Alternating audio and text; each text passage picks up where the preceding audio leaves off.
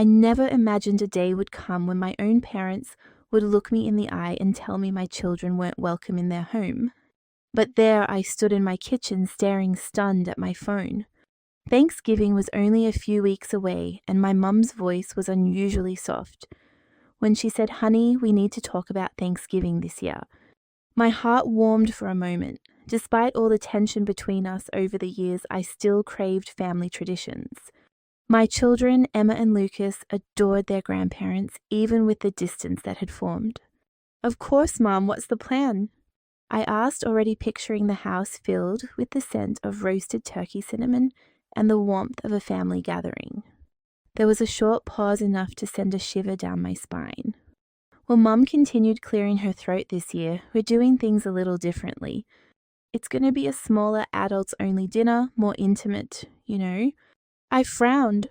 "So no kids at all?" Another pause, then Mum hesitated. Not exactly.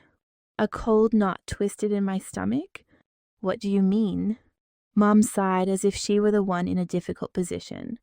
"Ali, we love your children, we really do, but they're a little high energy, you know. Honestly, we thought it would be better if you left them home with a sitter this year." I gripped the edge of my kitchen counter. "So just my kids? What about Daniel's?" Daniel, my brother, the golden child in my parents' eyes, who could do no wrong even when he did. Mum hesitated, and that's when I knew. "Daniel and Sophie are coming with their boys," Mum admitted, "but you know their little ones are more well-behaved, Ali. They're calmer, more refined, easier to have at the table." A hot wave washed over me. I felt like I'd been slapped, as if the floor had suddenly been pulled out from under me. "They're just kids," I said, my voice tight. "Emma's 7, Lucas is 4. Of course they're energetic, but they're well-behaved and they love their grandparents." "We just want a peaceful evening," Mum replied, her voice now sharp, irritated that I wasn't simply accepting this. "This isn't personal, ally." "Not personal." I clenched my jaw, swallowing back the bitter words that threatened to spill out. This wasn't just about Thanksgiving.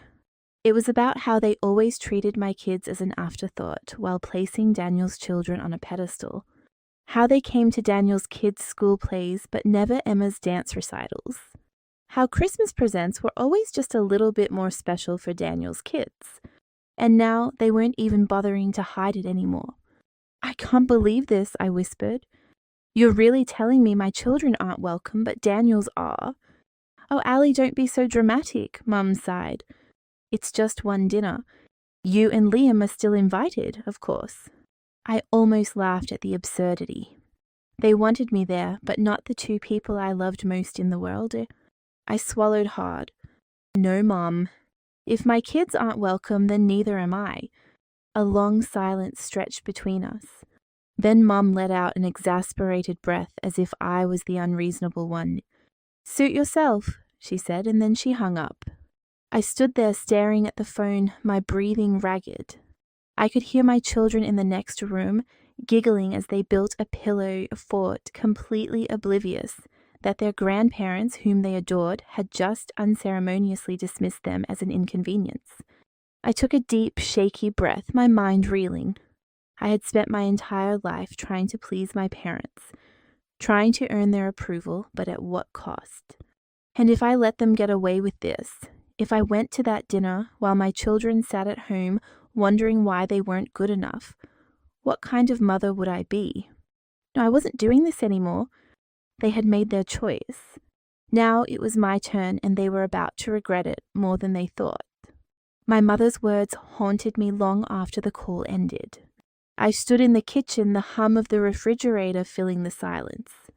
The phone was still clutched in my hand, my fingers trembling as I placed it down, my heart pounding with a mixture of anger and sorrow.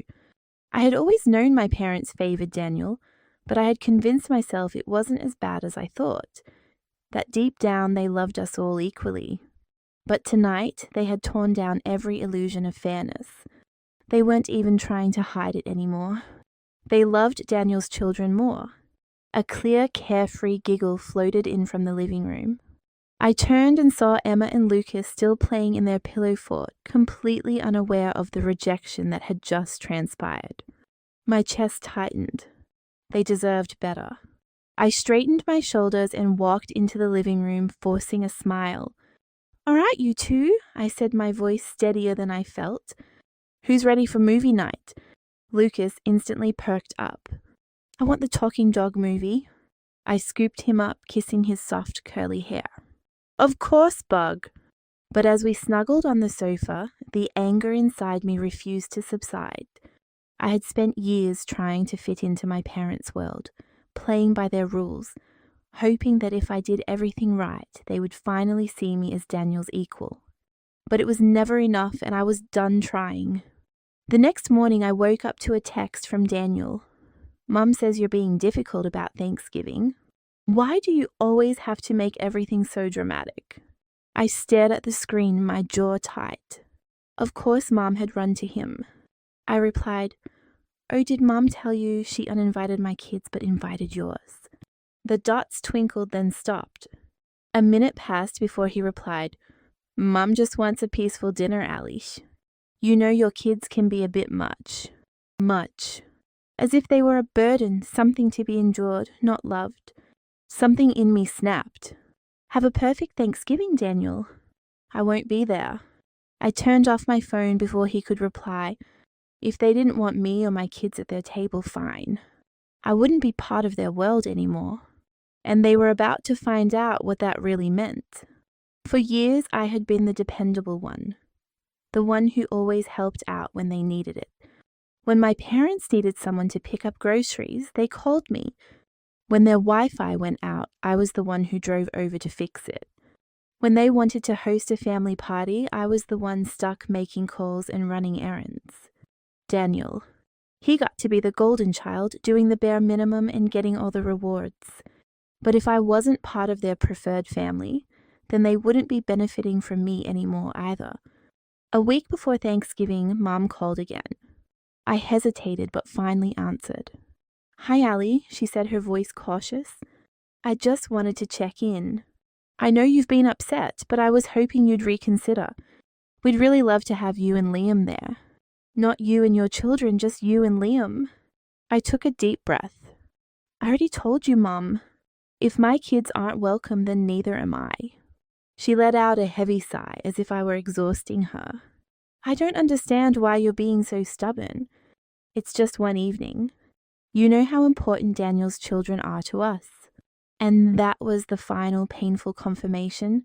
My children, the two little humans I loved more than anything, would never be enough for her. I clenched my jaw. "You've made your position clear. I won't bother you anymore.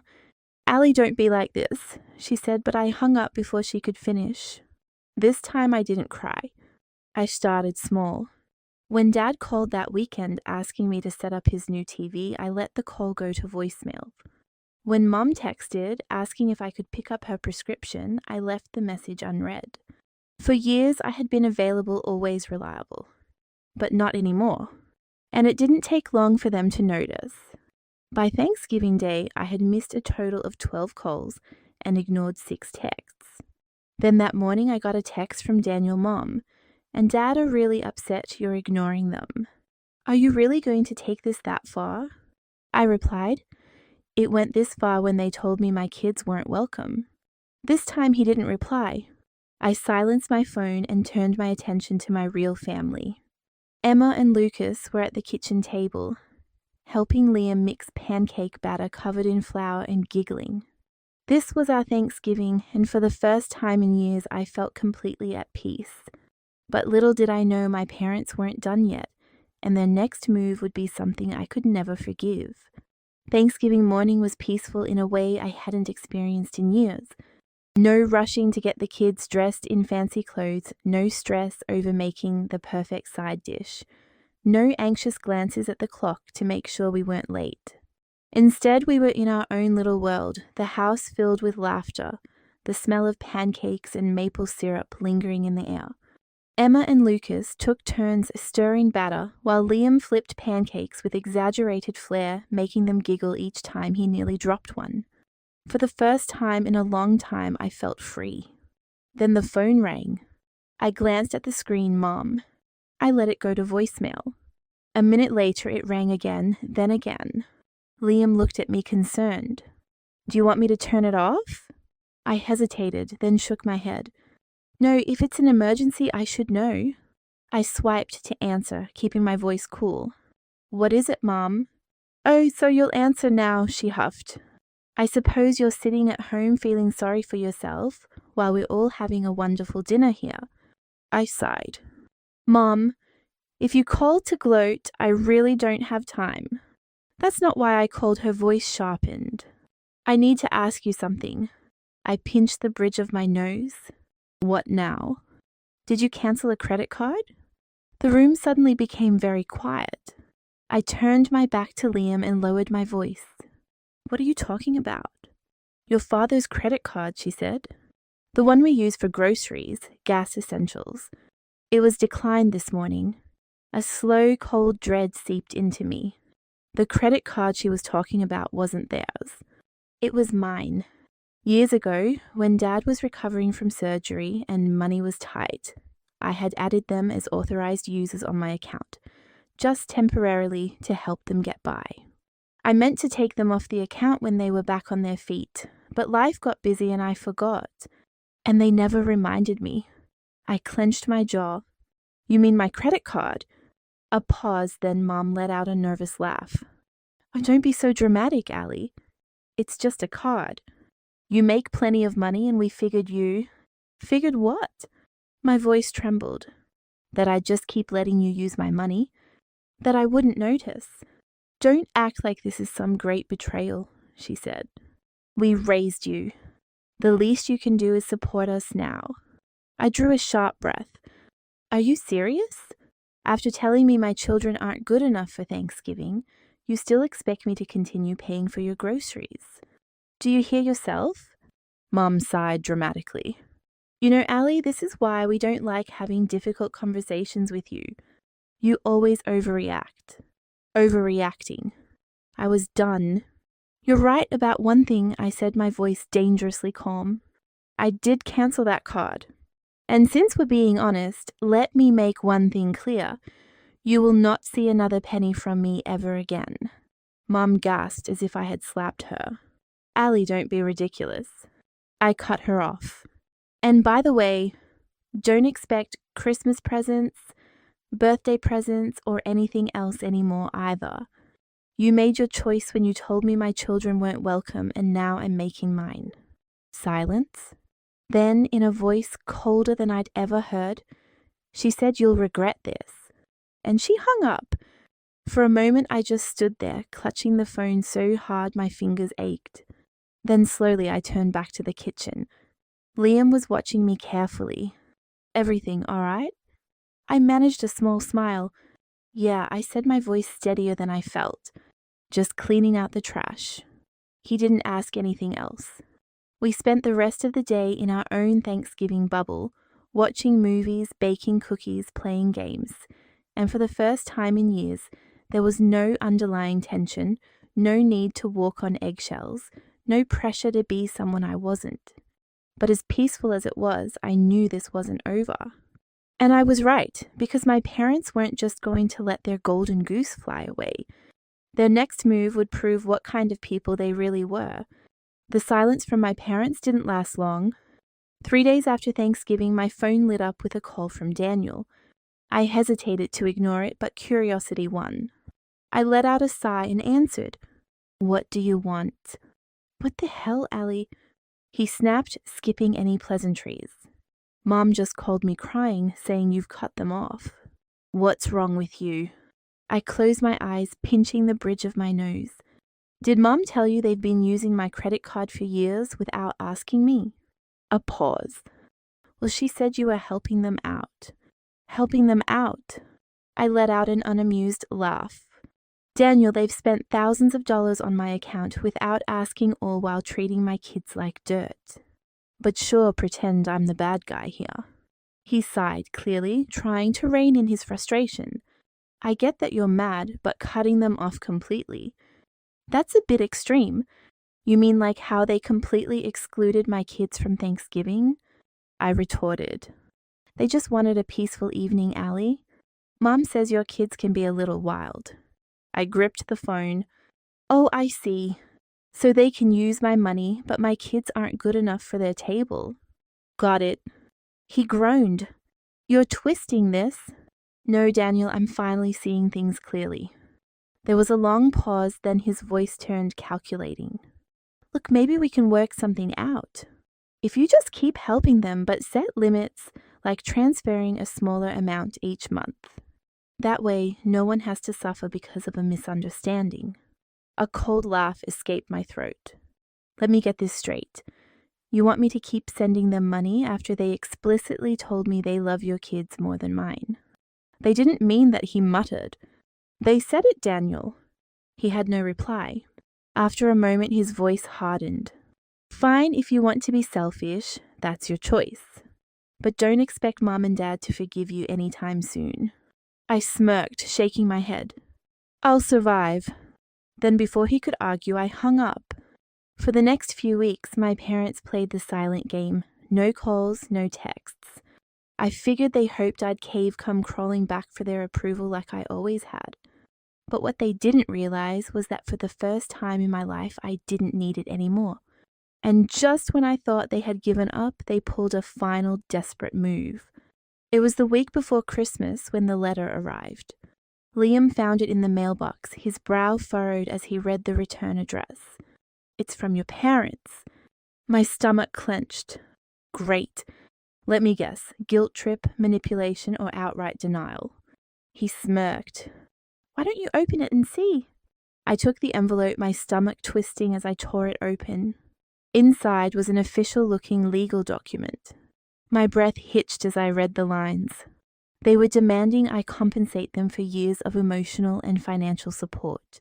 I let out a disbelieving laugh. Are they serious? Liam took the letter, scanning it quickly. They're saying you owe them for raising you, for all the financial sacrifices they made for your well-being. He looked up, his jaw tight. They're actually trying to monetize your childhood. Apparently they even itemized the expenses, food, clothing, school supplies, medical bills from my infancy. And at the bottom of the page, the grand total, 78,542 yen. I blinked. They actually think I'm going to give them almost 80 grand. Liam scoffed. They must be desperate. I let out a slow breath, the anger burning in me.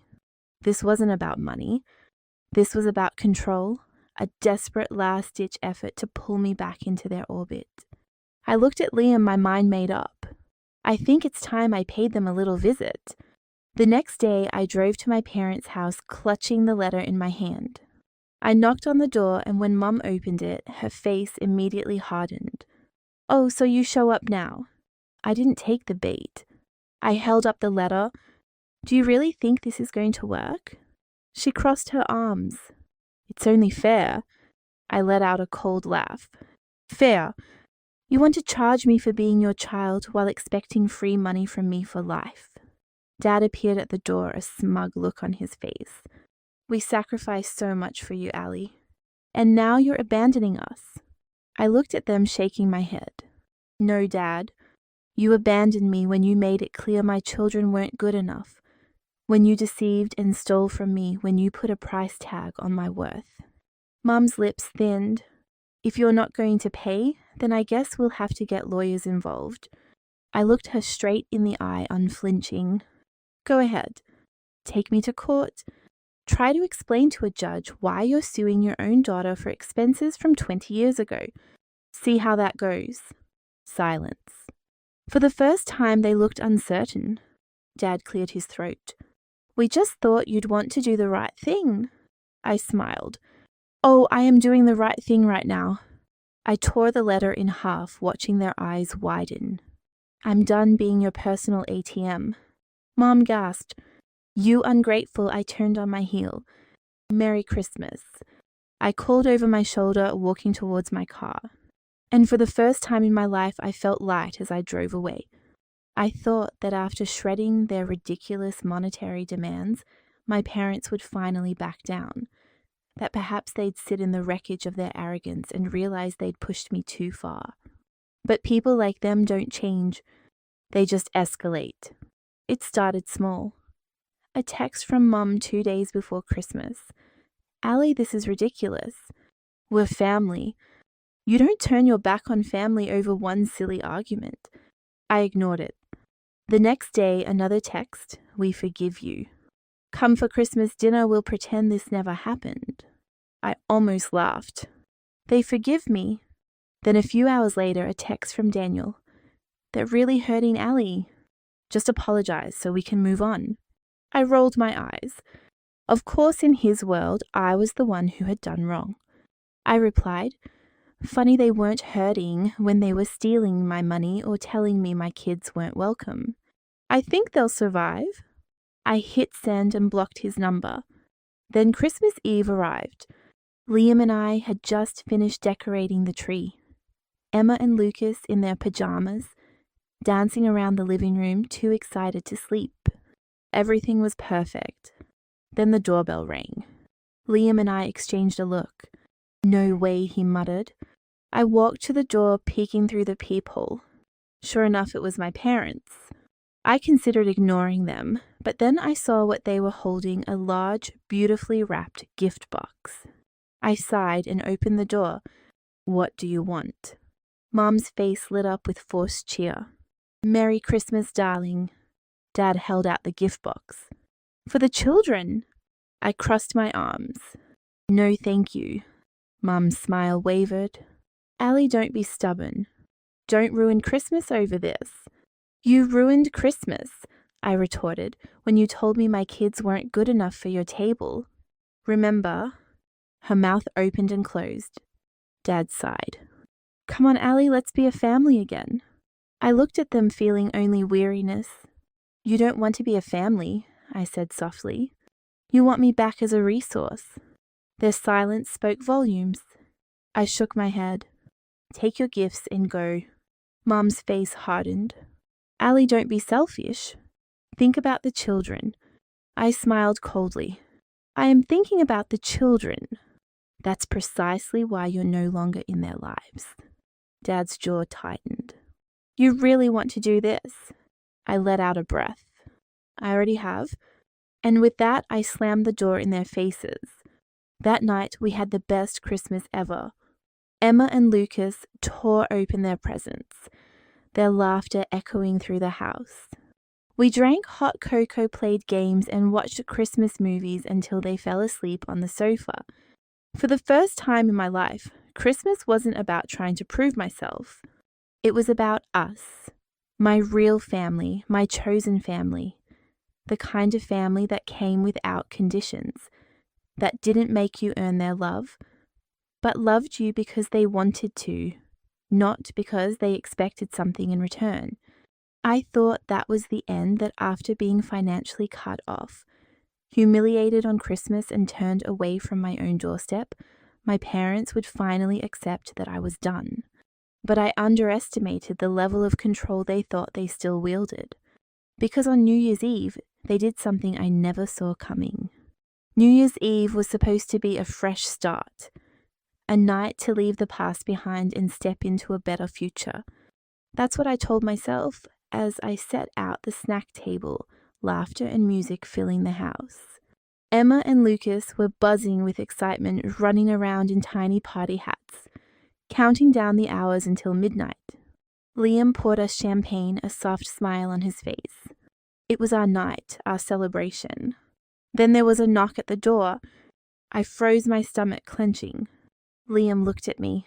"You think?" I already knew.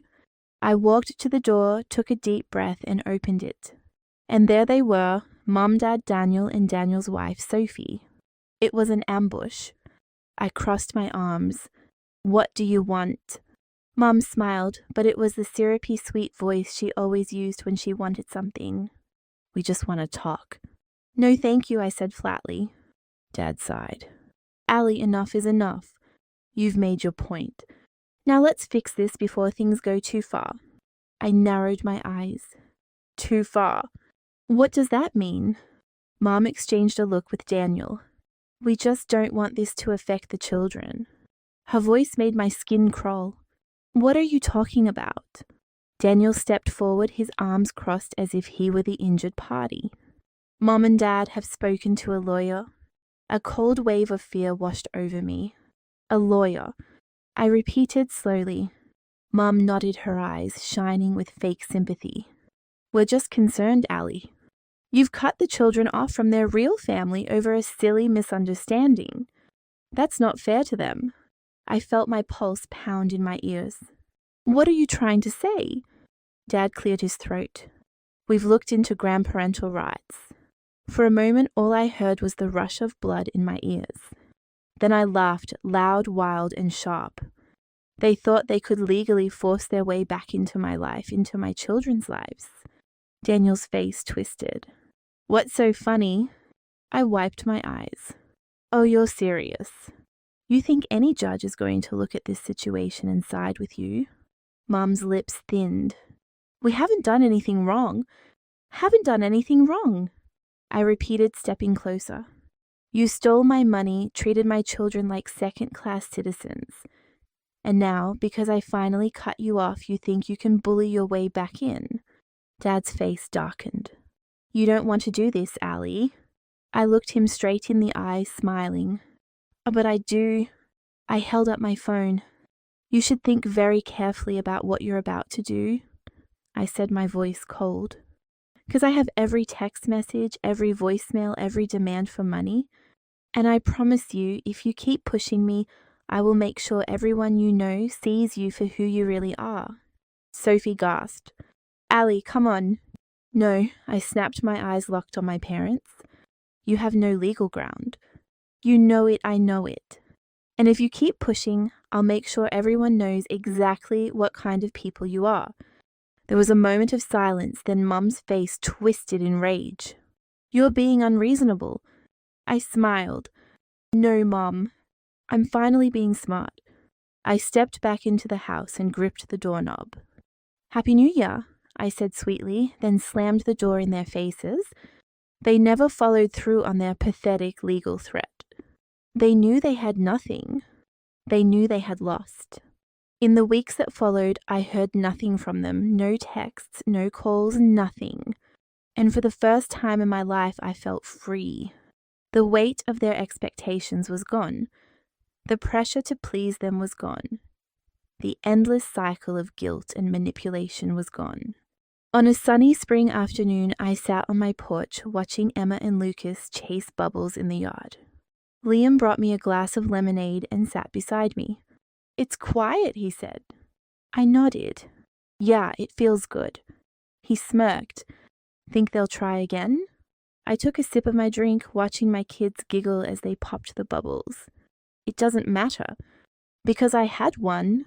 I had my children, my real family, and I would never let anyone make them feel unwelcome again.